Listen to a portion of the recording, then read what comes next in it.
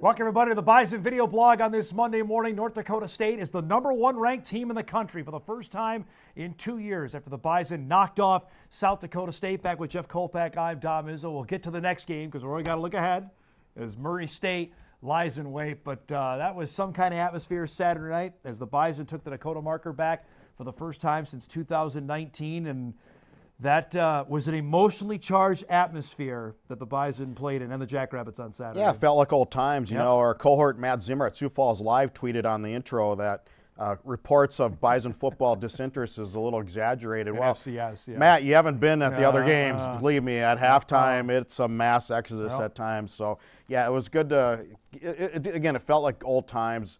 The crowd was juiced. I don't know if the game time had necessarily a factor in it. Maybe it did, maybe it didn't. I think it did. We were out there in the tailgate lot at 5:30, 5 o'clock, man. It was hopping. It was. That's what I heard. That's what I hear of, you know, the veteran tailgaters. A couple people I talked to said they hadn't seen it really this jammed in like this in a long time. And you know, maybe it's the fact that, you know, when people stay around, it's the opponent, but maybe it's the time of day too. Now, I don't want to advocate no night games, please. One a year. One a year. One a year I would advocate for. Okay. Yes. Well, yeah, but from the deadline aspect, hey, wow, that was deadline hard. too, Whoa. man. I'm just telling you. Oof. I know, but one a year is okay. Okay. You could still do 2:30 and 1 o'clock for homecoming. We had Colorado one a year too, but yeah, Colorado game was at night too. Exactly. But you could do one a year one home game. At home, I'm saying a home night regular season night game is okay. The way they played defensively, that's something we hammered to the Bison defense in the first 4 games to the non-conference. Missouri Valley play, like a switch has been flipped, man. They've been amazing defensively. Boy, this team that we saw, talk about the defense against East Tennessee State. Heck, against Colorado. And Colorado. Remember? And Towson. Yeah. You know, and Towson really, I thought, had some. Second half of that game. Yeah, you thought maybe it was coming around the first half of Towson, and the second half, Towson rips off a couple big runs. But I think this defense under Grant Olson obviously has gotten a lot better. And we forget that Grant Olson is in his first year calling the defensive signals. And so maybe we're too hard on him a little bit right away because maybe there's a growth there. Yep. And now that the buck stops with you, maybe it took a few games for him to get settled in. And what we saw last week was a team that was settled in on defense. They got to Mark Gronowski. They flustered him in times. And Gronowski is not a guy that gets flustered. Yeah, how many times did he throw it in the crowd? 3? I counted at least 4, actually. 3 or 4 times. And people could have got souvenirs the amount of times he was throwing it in the crowd. And that tells me that the defense was doing well on the back end. They were covering guys, and they were flushing them out. They were making them run. Gronowski, that was a great tip there. Almost intercepted there. I would say there were 2 guys defensively. Luke Wirtz there and Oscar Benson played their best games defensively as Bison. I think certainly Luke Wirtz played his best game as a Bison, and he's in his 6th year now. There's the finish there. Would you have Grant Olson sprinting here somewhere? Yeah, you'll see him in the back end down there. He's out there on the field. There's no doubt. That was a heck of a play. But those 2 guys, you've always told me this. You want your seniors to save their best ball for their last year. That's happening. Eli Mostart's done that. Wirtz has done that. Now Benson's done that. So now the interesting dynamic for NDSU is they'll probably get Nick Kubitz back this year, who assumed the full-time duties when Luke got hurt. Now, what do they do? I mean, with Oscar out, does Kubitz play some outside linebacker? That's a good question. Is Wirtz now settled in as your middle linebacker? That's a question, and that's a dilemma they'll have to figure out this week. Because there's 2 more injuries. Let's start with Sam Young, which that one seems really big considering how well he's played at the safety position and how the depth is such an affected deal now, because that's your 2 starting safeties from a year ago are now gone. Cole Wisniewski's missed the entire season, and now Young's likely done for the entire year with a pec injury. Yeah, what a shame with Sam. You know, a 6-year guy and a walk-on, just stuck with the program all these years, and really was settling into his best stretch of play in his career.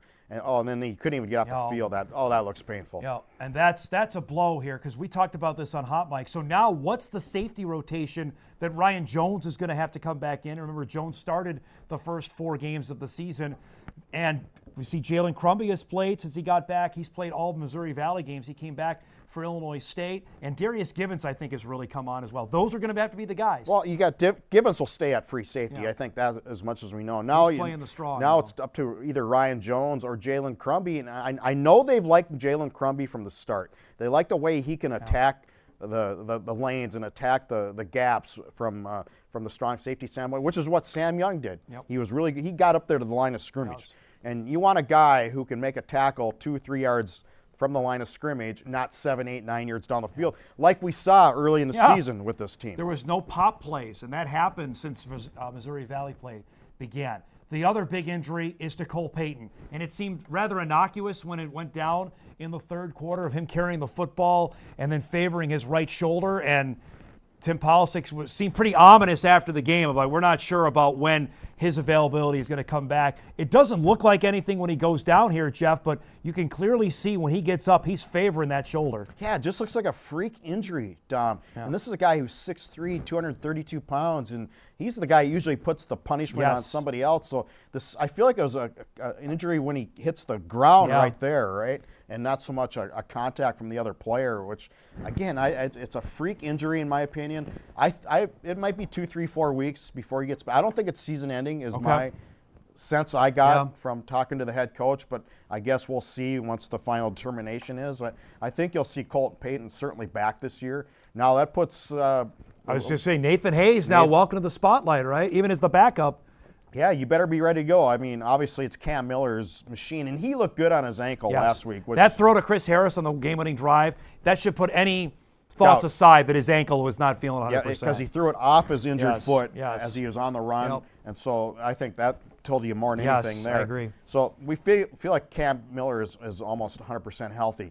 But, you know, you got to have your backup guy ready, and Nathan Hayes has been here now. This is his third year, so he's been around, and they've shown confidence in him in fall camp, and I think if push comes to shove, if Cam, something, you know, God willing happens to him, that Nathan Hayes has got to be ready to go. 2 separate sources told me he has the best arm on the team, Hayes.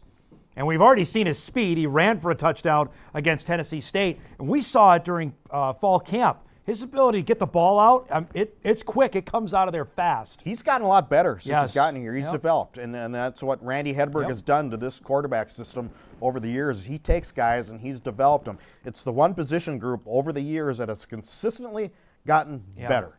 They've consistently gotten better from year to year to year, and that's coaching and that's developing. Now they will face a team this weekend in Murray State, which you would say, if I were to tell you, okay, they had this super emotional game, got banged up. Is this the perfect opponent to be playing on the road, knowing the struggles they've had? Is this the perfect, or maybe do you have to be on guard knowing we don't know what they're going to get when they go to Murray, Kentucky? Well, ask South Dakota State if they'd rather trade right now opponents. That's a good point. South Dakota State Shacks of USD. South Dakota State's hosting USD in their rivalry game a week after this really emotional game. And NDSU is going to Murray State. Now, you cannot sleep walk through any game in Missouri Valley. We get that. But you're on the road, too, and I think that'll help, too. Once you hit the road, you fly with this team. There's a certain focus. There's exactly right with them. And if the game plays out, as I think both of you and I predict, Nathan Hayes is going to get a chance maybe to play quite a bit, potentially, and get some reps that he needs to have. Yeah, if they do their job, if they do their job, the Bison offense maybe, and certainly when I look at this game, I look at Murray State. Okay, this team, I looked at all the statistical categories, and they're in the bottom half of everything, like offense, defense, everything, passing yards, rushing, just all those statistical categories. They're in the bottom half, if not the bottom of everything, except they have a good punter. Thomas O'Hara is second in punting. They are second in net punting. Thomas O'Hara is second in the league in punting, so they got that going for them. This is just what they've allowed points-wise through the season, all right? 51, 19 to Butler, okay, 8 to Mississippi Valley State. We know them. Then 72, 59, 31, and 40.